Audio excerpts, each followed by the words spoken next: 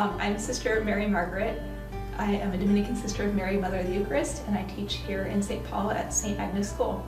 By the time I got to college, I knew I wanted to get married and have a lot of kids and live happily ever after. So my senior year of college, I was writing my senior thesis, planning my senior thesis, and I thought I want to write about something that's going to keep my attention for a whole year. And so I decided I'm going to write about happiness because I want to be happy. And I know that you'll be happy in heaven, but I want something right now that I can hold on to. Something that's going to make me happy now. I want some sort of like love, being loved. Somehow I want something that will make me happy.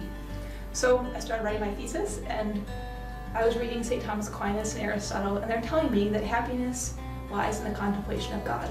And I thought, well, that's boring because I don't like to pray. And I was going to daily mass at that time, but I just went to mass because I thought it was a good thing to do, not because I wanted to. And so, but I believed Thomas Aquinas, like he's convinced me logically, yes, happiness does lie in the contemplation of God. So a few months into my thesis, a priest came to campus and gave a talk on vocations, and he said that you should actually pray and ask God to give you a religious vocation. And I thought, well, I don't want a religious vocation, I want to get married. But I was struck by what he said, so every day after that I'd go to the campus chapel for just 2 minutes, that was my maximum personal prayer time, and say, God, please, if it's your will, give me a vocation or religious life. But really, I'd rather get married. I made sure every day he knew what I wanted. So a few months after that, so the other thing the priest said was, some people just pray forever and they never do anything about it. So he said, you actually have to visit religious communities. So a few months later, my community, the Dominican sisters, came to campus and they said, come on retreat. And so I thought, well, I'm a senior, I should just check this out. And so I flew from California to Michigan to go on retreat. And I got there and I was just struck by the joy the sisters had.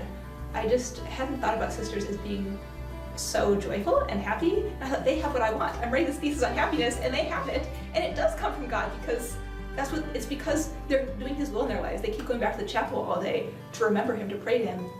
And so I started to realize that no, contemplation is not just sitting thinking about God, it also is being loved by Him and loving Him in return. So it took me another year before I actually applied to enter the convent, and a year and a half before I actually did enter, but I've been in the convent for many years now and have found that yes, happiness is contemplation of God.